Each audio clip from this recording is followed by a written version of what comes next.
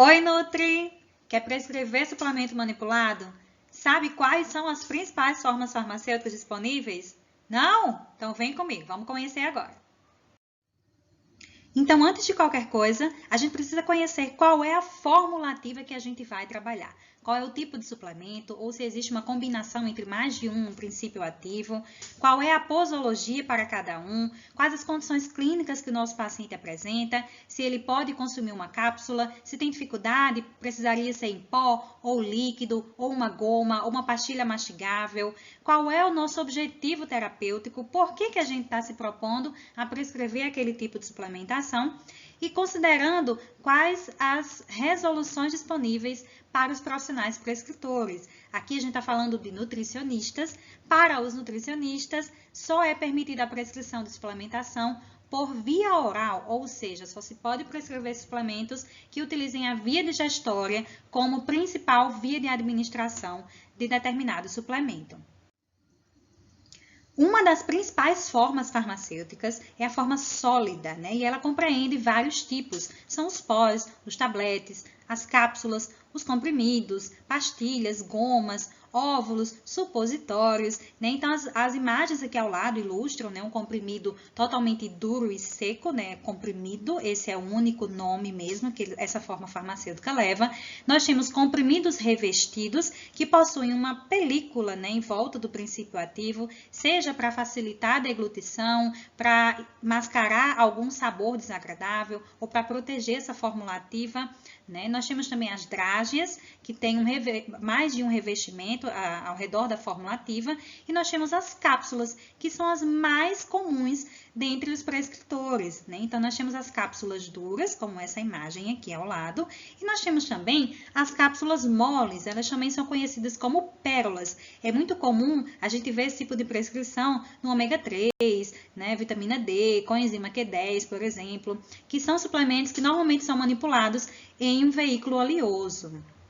Além disso, nós temos também representações em pó, tabletes, né? Nós temos também alguns que, inclusive, são fáceis de serem encontrados já industrializados, mas que podem ser prescritos para serem manipulados, né? Como as pastilhas mastigáveis. Nós temos as gomas, né? Dependendo do tipo de paciente, crianças, por exemplo, acabam aceitando melhor esse tipo de suplementação. Lembrando que o nutricionista não pode prescrever, dentre as formas sólidas, os óvulos e os supositórios, porque eles não se utilizam da via oral como via de administração.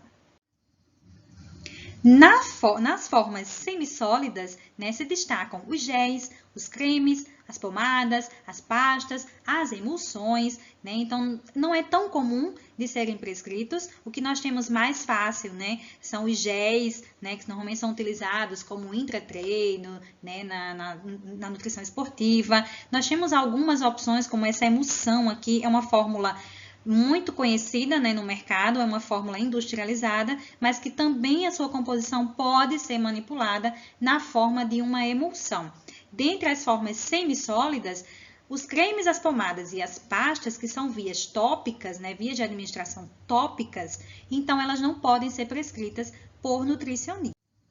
Então, a terceira forma farmacêutica mais comum é a forma líquida, e aqui a gente destaca as soluções, os xaropes, as suspensões, loções e colírios que não podem ser prescritos pelo nutricionista, dado, né, que não é uma via de administração pela via oral, certo? Então, existem muitos suplementos já industrializados, já prontos, né, industrializados, mas que também podem ser prescritos pelo nutricionista, basta que o profissional indique qual é a forma farmacêutica em que determinada substância que ele está se propondo a prescrever como suplementação vai ser preparada na farmácia de manipulação.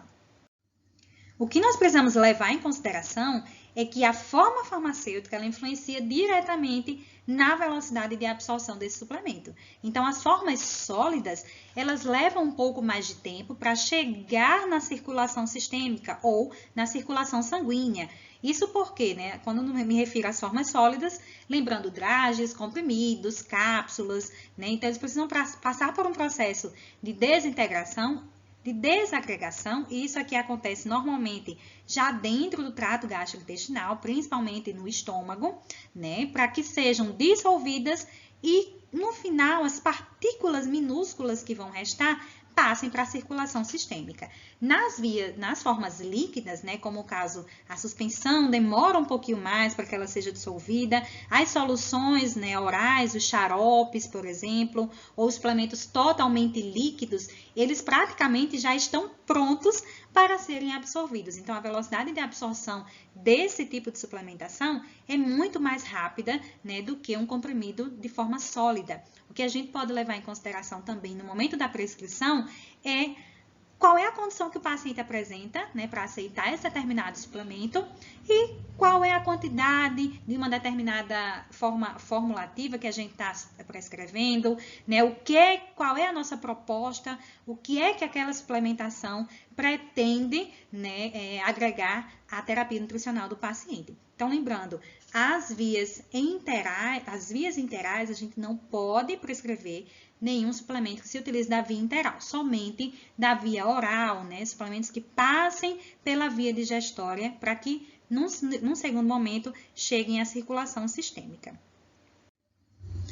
E aí, Nutri? Gostou dessa aula? Gostou desse vídeo? Então se inscreve no canal, ativa as suas notificações para que você já saiba quando for publicada a próxima aula. Beijo, tchau, tchau!